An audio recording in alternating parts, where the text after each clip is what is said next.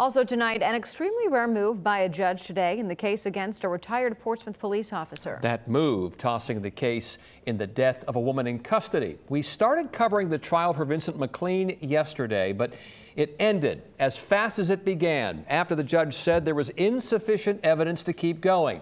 So what's next? 10 to your side's Chris Horn is live in Portsmouth with more. Chris?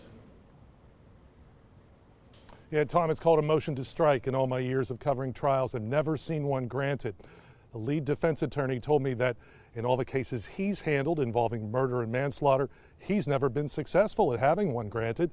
Even the judge said he had only granted one once in the past 23 years. All that until today. We knew there wasn't sufficient evidence. And retired Judge Thomas Padrick agreed. He looked at this video of 28-year-old Carmita Carly Van Gilder. She was in the back of retired officer Vincent McClean's police car. She didn't look like she was dying to me, he said from the bench. But McClean was charged with voluntary manslaughter after she died in custody about an hour later. The Commonwealth alleged that McClean should have taken Van Gilder directly to a hospital. The judge disagreed. Van Gilder's mother says he should have at least let it go to the jury. I think he was afraid the jury was actually going to find him guilty, and he didn't want to be the one to set the precedent. Van Gilder had been arrested on an outstanding drug warrant.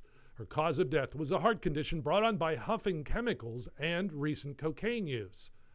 A medical expert testified a hospital would have been her best bet that night, but even that wouldn't have guaranteed her survival. Van Gilder vomited in the back of the cruiser. She did throw up, but you know, police officers deal with people throwing up all the time. You don't take everybody to the emergency room because they're vomiting. The Van Gilder family had been awarded more than $500,000 in the earlier civil case, but the jury wasn't allowed to hear that. Van Gilder's mother sees the dismissal as justice lost. Disgusted, first of all, not surprised, very disappointed. I'm sorry about what happened, but as I said, I was just doing my job.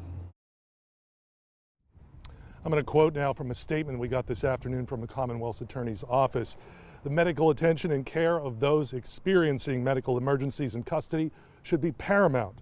We will also never hesitate to demand accountability when it comes to police officers. See the full statement. Plus, while this case was dismissed, it's not necessarily over. All that is on wavy.com right now. We're live in Portsmouth. Chris Horn, 10 on your side.